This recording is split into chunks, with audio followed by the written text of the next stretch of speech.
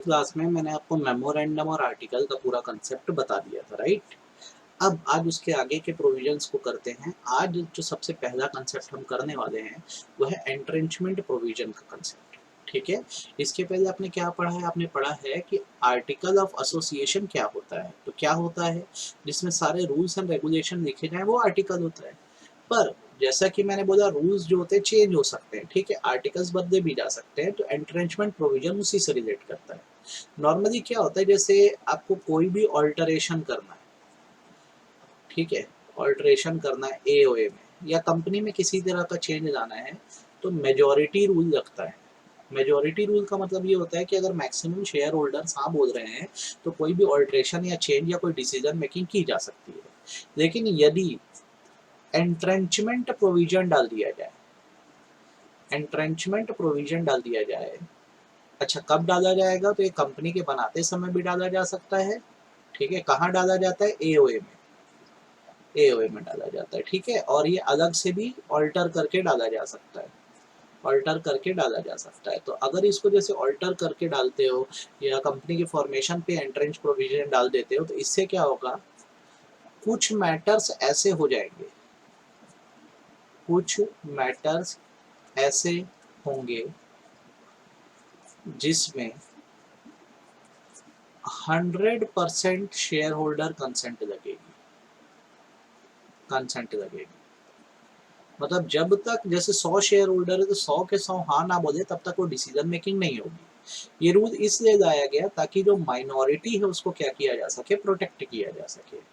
तो अब cut short करके अगर मैं आपको बात कहूँ तो एंट्रेंचमेंट प्रोविजन एक प्रोविजन या रूल है जो आप आर्टिकल में डाल सकते हो। और इसके बाद क्या होगा कि आगे से अगर कोई चेंज लाना है, खासकर जैसे आर्टिकल में ही चेंज लाना है, तो ये माना जाएगा जब तक 100% शेयर होल्डर कंसेंट नहीं देंगे, कंपनी में कोई डिसीजन मेकिंग या बदलाव नहीं हो सकेंगे। ऐसा इसलिए लाया गया क्योंकि कई बार क्या होता है, मेजोरिटी जो होती है वो सही नहीं होती है। और इससे क्या होता है, माइनॉरिटी में जो लोग होते हैं, मतलब जिनका नुकसान, जो ना बोल रहे होते हैं, उनका नुकसान हो सकता है, ठीक है। तो इन्वेस्ट तो यार कंपनी में सभी कर रहे हैं ना। तो ये प्रोविजन डालने से ये होता है कि कुछ ऐसे मैटर्स होंगे जिनमें अगर बदलाव लाना है या फैसले लेने हैं तो 100% शेयर होल्डर की कंसेंट जब तक नहीं होगी तब तक डिसीजन मेकिंग नहीं हो सकेगी। आई होप आपको ये एंट्रेंचमेंट प्रोविजन समझ आ गया होगा। आपको एक एक लाइन में आपको पढ़ के बता दूं, आर्टिकल में contain provision for entrenchment to the effect that specified provision of article may be altered only if conditional procedure that are more restrictive than those applicable in case of special resolution are met. The Companies Act recognizes interesting concept of entrenchment. Essentially, entrenchment provision allow for certain clauses in article to be amended upon certain condition or restriction greater than those prescribed. जैसे 100% consent. Special resolution को क्यों बोला गया? क्योंकि इसमें 75% consent लगती थी, उससे भी ज्यादा कितनी कंसेंट मानी जा रही है? 100% कंसेंट मानी जा रही है। कब डाल सकते हैं इस क्लॉज को? कंपनी के फॉर्मेशन पर या अलग से आर्टिकल में अमेंडमेंट करके भी ये क्लॉज डाला जा सकता है। ये है एंट्रेंचमेंट का प्रोविजन जो आपको पता होना चाहिए। नेक्स्ट उसके बाद जो कंसेप्ट आता है वो आते हैं रूल्स। तो जैसे आपको जो रूल मेनली पढ़ना है वो एक है अल्ट्रा वायर्स का रूल। आपको मैं यहाँ पे एकदम अच्छे से समझा दूँ रूल क्या है। कंपनी का जो एमओए है उसमें होता है ऑब्जेक्ट क्लॉज। ऑब्जेक्ट क्लॉज क्या डिफाइन करता है? ये डिफाइन करता है अथॉरिटी, ये डिफाइन करता है कंपनी का पर्पस कि यार कंपनी क्या कर सकती है।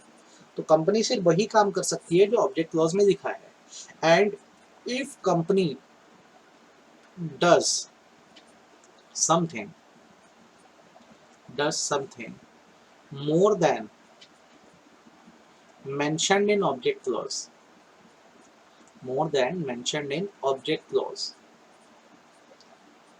then it is beyond the authority, तब ये beyond the authority है और इसे आप अल्ट्रा वायर्स कहते हो, अल्ट्रा वायर्स कहते हो, ठीक है। बियॉन्ड अथॉरिटी का मतलब ही अल्ट्रा वायर्स होता है। जैसे एग्जांपल के तौर पे कंपनी का नाम है मनमोहन स्वीट्स लिमिटेड, कंपनी का नाम है मनमोहन स्वीट्स लिमिटेड। अब इसके ऑब्जेक्ट क्लॉज में क्या लिखा हुआ है कि ये स्वीट सेल करती है एंड प्रोड्यूस करती है। अब आप क्या कर रहे हो, रेलवे का एक कॉन्ट्रैक्ट है, रेलवे का एक कॉन्ट्रैक्ट है रेल लाइंस बिछाने का, रेल लाइंस प्लॉट करने का, आप इस कंपनी के नाम से करना चाह रहे हो, मनमोहन स्वीट्स लिमिटेड के नाम से। तो मिठाई बनाने वाला अगर रेल लाइन बिछाने लग जाए तो कितना बड़ा ये क्या बोल सकते हो, घोर कलयुग होगा ना। तो इसलिए बोला जाता है आप जो काम कर सकते हो, आपकी जो पावर्स है आप वही करो, उसके अलावा आप अगर आप कुछ करोगे तो उसको अल्ट्रा वायर्स बोलेंगे। और डॉक्ट्रिन ऑफ अल्ट्रा वायर्स ये कहता है कि मेमोरेंडम में जो नहीं दिखाया आप वो नहीं कर सकते, ठीक है। और यदि आप करते हो तो उसे अल्ट्रा वायर्स माना जाएगा और ऐसी एक्टिविटी वॉइड है। और सारे शेयर होल्डर कंसेंट करके भी या हाँ बोल के भी इस चीज को पूरा नहीं कर सकते, क्योंकि वो काम करने की आपके पास पावर ही नहीं है। इस पर जो केस है, केस का नाम है Ashbury railway carriage versus Riche का। केस ऐसा था कि एशबरी रेलवे नाम की कंपनी है, ठीक है। अब इस कंपनी के क्या है, ऑब्जेक्ट क्लॉज में लिखा था to manufacture and sell rail lines. ये रेल लाइन्स बनाने का, हम रेल पटरी बनाने का काम करती है, जैसे बीएसपी करती है ना वैसे ही। अब इस कंपनी ने क्या किया, कॉन्ट्रैक्ट किया। कॉन्ट्रैक्ट किया किसके साथ, रिची नाम की एक फर्म के साथ। ये मेजर्स रिची है ना, मेजर्स रिची है, रिची नाम की फर्म के साथ कॉन्ट्रैक्ट किया। कॉन्ट्रैक्ट ये था कि ये रिची को फाइनेंस करेंगे, पैसे लोन पे देंगे। तो रेल लाइन बिछाने वाला किस बात का फाइनेंस करेगा, वो लोन देने का काम थोड़ी करता है। तो ये चीज क्या था, उनके ऑब्जेक्ट क्लॉज में नहीं थी, तो इनका जो कॉन्ट्रैक्ट है बीच में ही बंद हो गया। और कोर्ट में जब मैटर गया तो कोर्ट ने ये बोला बेसिकली कि जब आपका काम ही था रेल लाइन बिछाना, तो आप फाइनेंस का काम क्यों करे, तो आपका कॉन्ट्रैक्ट वॉइड है और इसमें कुछ भी किया नहीं जा सकता। ये है अल्ट्रा वायर्स का रूल, आपको जो ध्यान रखना है, ठीक है। इसको आप बिल्कुल भी मत भूलना, ठीक। नेक्स्ट आपको एक और केस पढ़ना है, कौन सा केस, ए लक्ष्मण स्वामी मुदलियार वर्सेस एलआईसी का केस। इस पर आ जाओ, बहुत ध्यान से सुनो, अच्छे से समझो और कोई डाउट नहीं रखना मन में इसको लेकर, ठीक है। आपको अभी ये एशबरी रेलवे कैरियर्स तो समझ आ गया हो। अब ये जो मुदलियार वाला केस है, इसमें क्या था, एक कंपनी थी, ठीक है, एक कंपनी थी। वहाँ क्या किया गया था, जो कंपनी के डायरेक्टर्स हैं उनको ऑथराइज किया था शेयर होल्डर्स ने कि आप कंपनी के लिए चैरिटी कर सकते हो। तो इन्होंने क्या किया, 2 लाख रुपए जो है ना चैरिटी में दे दिए, ठीक है, एक ट्रस्ट को दे दिए जिसका काम था टेक्निकल और बिजनेस नॉलेज बढ़ाना। बाद में इस कंपनी के बिजनेस को एलआईसी ने टेक ओवर कर दिया और कंपनी का खुद का कोई बिजनेस नहीं रह गया।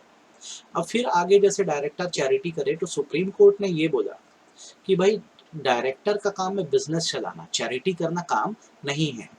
चैरिटी आप उस हद तक करो जिस हद तक रीजनेबल हो, उससे ज़्यादा नहीं करना है आपको। और उसके लिए फिर एक नियम भी बना दिया गया कंपनीज एक्ट में कि अगर चैरिटी करना है तो आप अपने नेट प्रॉफिट के 5% तक कर सकते हो, उससे ज़्यादा नहीं। तो कहने का मतलब ये है कि कंपनी के पैसे को अगर आप चैरिटी में लगाओगे तो इसको भी अल्ट्रा वायर्स पेमेंट मानेंगे, क्योंकि आप बिजनेस करने के लिए पैसा कमाते हो, चैरिटी करने के लिए नहीं कमाते हो। तो अगर एलआईसी ने टेक ओवर कर दिया था तो आपको एलआईसी के शेयर होल्डर से आगे परमिशन लेनी चाहिए थी चैरिटी करने से पहले, पुराने शेयर होल्डर तो रह ही नहीं गए ना। तो अगर उसके बाद फिर आपने ऐसा डोनेशन किया है तो अल्ट्रा वायर्स और सही नहीं माना जाएगा, आपको ये ध्यान रखना है, ठीक है। अच्छा, नेक्स्ट आते हैं loan borrowing guarantee and ultra vires rule पे। तो बेसिकली ये माना जाता है कि अगर आपने अल्ट्रा वायर्स बोरोइंग कर दी, अल्ट्रा वायर्स बोरोइंग मतलब होता है जितना लोन देने की लिमिट है, यदि आपने उससे ज़्यादा लोन दे दिया है तो डेटर क्रेडिटर का क्या है, रिलेशनशिप ही नहीं होता या रिलेशनशिप नहीं बनता है। वैसे ही मान लो अगर हमने किसी से डिपॉजिट एक्सेप्ट किया है उस काम के लिए जो मेमोरेंडम में लिखा ही नहीं है, तो नॉर्मली ये माना जाएगा कि हमारा डेटर क्रेडिटर का रिलेशनशिप बना ही नहीं है। अब इसमें क्रेडिटर को भी सोच समझ के पैसा देना चाहिए, तो उसने हमें पैसा दे कैसे दिया। तो इस सिचुएशन में क्या होगा, तो बेसिकली ये माना जाएगा कि अगर कोई ऐसा ट्रांजैक्शन है जो कंपनी के ऑब्जेक्ट्स में आता है तो वो अल्ट्रा वायर्स नहीं है, मतलब वॉइड नहीं है। लेकिन अगर कंपनी की कैपेसिटी के आउटसाइड है तो उसे अल्ट्रा वायर्स माना जाएगा। और अगर सारे शेयर होल्डर चाहें तो उसके बाद भी फिर उस चीज को कंफर्म नहीं कर सकते। तो मैं आपको कट शॉर्ट करके अगर बात कहूँ तो आपका जो ऑब्जेक्ट है आप इसके लिए लोन लो, बोरोइंग करो, इसके लिए कहीं कोई दिक्कत नहीं है। लेकिन अगर आप कोई ऐसे काम के लिए लोन दे रहे हो या बोरोइंग कर रहे हो जो आपके ऑब्जेक्ट से अलग है, तो ये अल्ट्रा वायर्स है और सारे शेयर होल्डर चाह के भी इसमें कुछ नहीं कर सकते। तो ये आपको पूछ सकता है loan borrowing guarantee and ultra vires rule का कंसेप्ट, ठीक है, ये आप ध्यान रखेंगे। नेक्स्ट हम आते हैं इम्प्लाइड पावर्स के कंसेप्ट पर। इम्प्लाइड पावर्स मतलब होता है decisions which can be taken by directors without taking consent of shareholder। Share holder से पूछे बिना, शेयर होल्डर से कंसेंट दिए बिना जो फैसले एक डायरेक्टर दे सकता है उसे कहते हैं बेसिकली इम्प्लाइड पावर्स, मतलब ऐसी पावर जिसके लिए पूछने की ज़रूरत नहीं है। तो हर कंपनी के पास कुछ इम्प्लाइड पावर्स होती हैं, जैसे कि देखो नंबर 1 एजेंट्स अपॉइंट करने की पावर, ठीक है, मनी देने या देने की पावर, सामान बेचने की पावर, इसके लिए शेयर होल्डर से पूछने की ज़रूरत नहीं है, आप इसका इस्तेमाल कर सकते हो। कुछ चीज़ें ऐसी होती है जो आपकी इम्प्लाइड पावर में नहीं आती, तो यहाँ पर अगर इम्प्लाइड पावर में नहीं आती तो आपको किसकी कंसेंट देनी होगी, तो इसके लिए आपको शेयर होल्डर की कंसेंट लेके काम करना होता है। तो क्या क्या ऐसी चीज़ें हैं जो आपकी पावर्स में नहीं एज अ डायरेक्टर, जिसके लिए आपको शेयर होल्डर से पूछना पड़ता है। अगर किसी बिजनेस को एक्वायर करना है, किसी के साथ जॉइंट वेंचर करना है, किसी दूसरे कंपनी के शेयर खरीदना है, ठीक है, दूसरी कंपनी में इन्वेस्ट करना है, ठीक, फाइनेंशियली दूसरी कंपनी को हेल्प करना है, कंपनी के एसेट्स को या अंडरटेकिंग को बेचना है। अंडरटेकिंग मतलब वो होता है जहाँ पर हमारा 25% और मोर का इन्वेस्टमेंट होता है, उसे अंडरटेकिंग बोलते हैं हम, ठीक है। अच्छा, पॉलिटिकल पार्टीज को डोनेशन करना है, ठीक, उसके बाद आपको क्या करना है, ऐसी जगह चैरिटी करना है जो आपके मेमोरेंडम में जो स्पेसिफाइड नहीं है, या किसी दूसरे के लिए गारंटर बनना है। तो इन सारी चीज़ों के लिए डायरेक्टर खुद से फैसले नहीं ले सकते, शेयर होल्डर से पूछना होगा। ये वाला जो हिस्सा जो है बहुत इंपॉर्टेंट है, इसको अच्छे से अपने को करना है, ठीक है। अच्छा, उसके बाद बारी आती है इफेक्ट्स की, बारी आती है कि अगर आपने अल्ट्रा वायर्स ट्रांजैक्शन कर दिया तो इफेक्ट क्या है। तो इफेक्ट नंबर 1, ये ट्रांजैक्शन वॉइड एब इनिशियो है, मतलब इसका कोई लीगल इफेक्ट नहीं है। इफेक्ट नंबर 2, मेंबर्स जो है मतलब शेयर होल्डर जो है डायरेक्टर्स के ऊपर इंजंक्शन ला सकते हैं। इंजंक्शन मतलब स्टे ऑर्डर ला सकते हैं कि डायरेक्टर ऐसा काम ना करे। नंबर 3, डायरेक्टर्स की पर्सनल लायबिलिटी मानी जाएगी। आपको डायरेक्टर बनाया गया था कंपनी चलाने के लिए, ठीक है, और अगर आप ऐसा काम कर दे रहे हो जो आपकी अथॉरिटी में नहीं और कंपनी की अथॉरिटी में नहीं है, तो कंपनी का इससे हो रहा है नुकसान। तो इस सिचुएशन में डायरेक्टर्स को पर्सनली लायबल माना जा सकता है, ठीक है। नेक्स्ट, अगर अल्ट्रा वायर्स एक्टिविटी से कोई पैसा आया है और कंपनी ने उससे कोई प्रॉपर्टी खरीद ली है, तो ये माना जाएगा कंपनी का उस प्रॉपर्टी पे अधिकार है और कंपनी उस प्रॉपर्टी को प्रोटेक्ट कर सकती है, ठीक है, क्योंकि वो पैसा कहीं ना कहीं आया तो कंपनी में ही था ना, भले अल्ट्रा वायर्स एक्टिविटी से क्यों नहीं आया हूँ। तो अगर कोई प्रॉपर्टी एक्वायर कर दी गई है तो कंपनी की ही रहेगी वो प्रॉपर्टी, ध्यान रखना। नेक्स्ट, अल्ट्रा वायर से किसी तरह का डेटर क्रेडिटर का रिलेशनशिप नहीं बनता है, क्योंकि अथॉरिटी से बाहर किए गए काम क्या होते हैं, वॉइड होते हैं।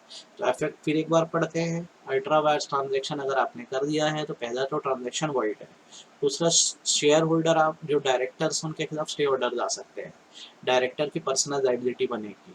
अगर कोई प्रॉपर्टी खरीद ली गई है तो फिर वो कंपनी की ही हो गई है, उसमें कहीं कोई दिक्कत नहीं है। और अगर आपने कुछ उधारी दिया है और वो अल्ट्रा वायर्स है तो डेटर क्रेडिटर का रिलेशनशिप क्रिएट नहीं हुआ है। तो अल्ट्रा वायर्स को बहुत अच्छे से समझ लो, ठीक है। मुझे बताना समझ आया कि नहीं, फिर आगे बताऊंगा। ये आपका